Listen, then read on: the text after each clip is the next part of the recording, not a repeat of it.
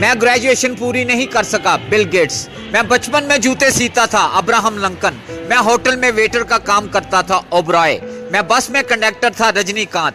मैं 10वीं क्लास में फेल हो गया, सचिन तेंदुलकर। मैं अपनी फुटबॉल ट्रेनिंग की फीस के लिए चाय सर्व करता था। मेसी फुटबॉल का सबसे बड़ा खिलाड़ी, साउथ अफ्रीका की सड़कों पर 8 साल सोता रहा, मैं नासिर भट्ट। ये मिसालें बताती हैं कि जिंदगी वो नहीं जो तुमको मिलती है, जिंदगी तो वो है जिसको तुम बनाते हो। पर साहब उनको क्या कहना चाहोगे?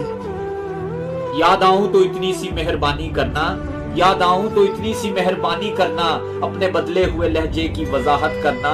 तुम तो चाहत का शाहकार हुआ करते थे, किससे सीखा है मोहब्बत में मिलावट करना। हम सजाओं के हकदार बने हैं कब से, तुम ही कह दो कि जुर्म है क्या मोहब्बत करना। तेरी फुरकत में ये आंखें अभी तक नम हैं, तेरी फुरकत में ये आंखें अभी तक नम हैं। कभी आना मेरी आंखों की ज़ियारत करना।